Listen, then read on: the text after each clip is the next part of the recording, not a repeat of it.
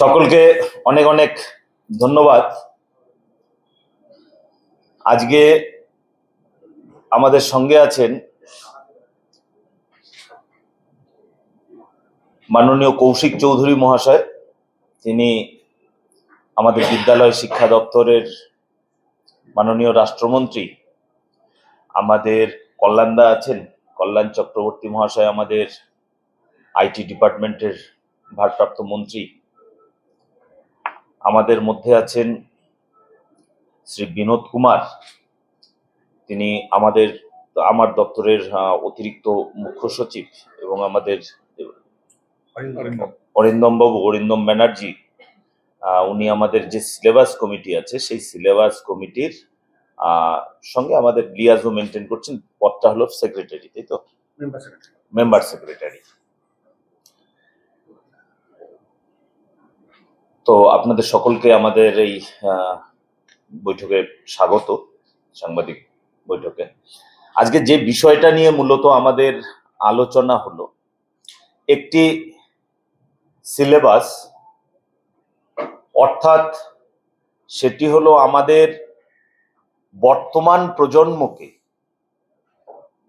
কি করে আজকের এবং আগামী দিনের, মূলত আগামী দিনের, কারণ আজকে যারা ছাত্র আছে তাদের মধ্যে ছাত্র তো 3 বছর থেকে শুরু হয়ে, আমি যদি বিদ্যালয় শিক্ষা ধরি, সেটাই 18 বছর পর্যন্ত তারা বিদ্যালয় শিক্ষার মধ্যেই থাকে। তো তারা আগামী দিনের নাগরিক, আবার যারা উচ্চ মাধ্যমিক পড়ছে তারা আজকের দিনেরই নাগরিক। তো সেই ছাত্র সমাজকে কি করে আজকের এবং আগামী দিনের উপযোগী করে গড়ে তোলা যায়, তার জন্য যে শিক্ষা পদ্ধতি, যে বিষয়, সেগুলোই সিলেবাস কমিটি তৈরি করবে। তো এখানে সেই বিষয় নিয়ে আলোচনার জন্য আমরা একটা কমিটি তৈরি করেছি। সেই কমিটির দায়িত্বে রয়েছেন অধ্যাপক দেবাশিস চ্যাটার্জি। তার সঙ্গে বিভিন্ন ক্ষেত্রের মাননীয় শিক্ষাবিদগণ সেখানে আছেন। মূলত সকলেই তারা শিক্ষা পেশার সঙ্গে যুক্ত, কিন্তু সেখানে আমাদের একটা প্রভিশন রাখা আছে যে তারা যদি মনে করে অন্য কারো মতামত তারা নিতে পারে। এবং যে কমিটি রচনা করা হয়েছে সেই কমিটির মধ্যে আরো কিছু ইনক্লুশনেরও জায়গা আমাদের আছে, সেটাও আমরা দেখব। 2027 শিক্ষাবর্ষের জন্য মূলত যে সিলেবাসটা এই মুহূর্তে রয়েছে সেই সিলেবাসটা রিভিউ করা হবে। জাস্ট একবার দেখে নেওয়া হবে যে সেই সিলেবাসের মধ্যে সামান্য কিছু রদবদল হতে পারে। যে বইগুলো আগে সরকারিভাবে দেওয়া হতো সেই বইগুলোই শুধুমাত্র সরকারিভাবে দেওয়া হবে, নতুন কোনো বই আলাদা করে এখনো পর্যন্ত যুক্ত করা হয়নি। যে বইগুলো বাজার থেকে ছাত্রছাত্রীরা সংগ্রহ করে পড়তো সেরকমই থাকবে সেগুলো। কিন্তু 2028 সালে আমাদের একটি খুব বড় পরিকল্পনা রয়েছে। এবছর যেহেতু সময় আমাদের হাতে কম, সে কারণে আমরা সম্পূর্ণ সেটাকে পুনর্গঠনের জায়গায় আমরা যাচ্ছি না। 2028-এর সিলেবাস সম্পূর্ণ পুনর্গঠিত হবে, সমস্ত বিষয় খতিয়ে দেখা হবে, এবং ন্যাশনাল এডুকেশন পলিসি 2020 অনুসারী আমাদের একটি সম্পূর্ণ কারিকুলাম তৈরি হবে।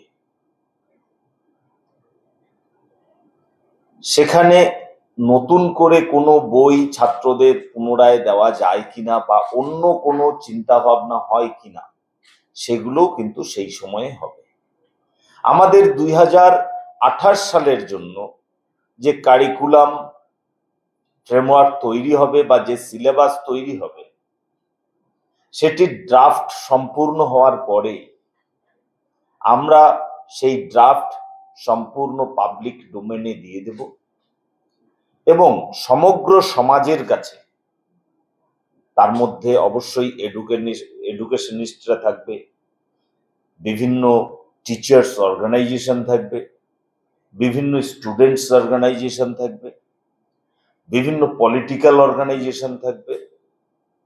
প্রত্যেকের কাছ থেকে আমরা সে সময় মতামত চাইব এবং তাদের প্রত্যেকের মতামত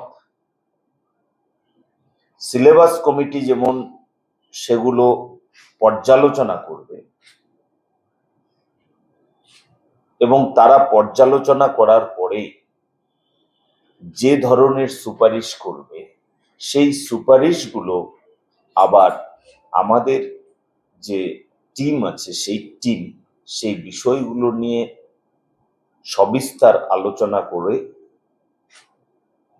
ডিসিশন বা সিদ্ধান্ত, আমাদের চূড়ান্ত সিদ্ধান্ত নেওয়া হবে। আজকের প্রাথমিক আলোচনায়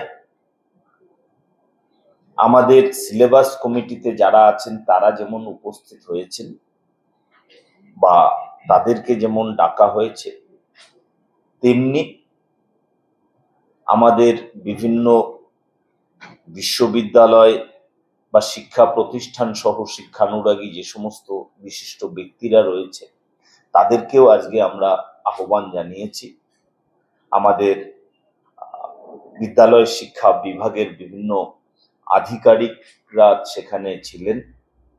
আমরা সেখানে বিশেষভাবে আহ্বান করেছি আমাদের সম্মানীয় উচ্চশিক্ষামন্ত্রী, উচ্চশিক্ষা রাষ্ট্রমন্ত্রী এবং আইটি ডিপার্টমেন্টের মন্ত্রী মহোদয়কে।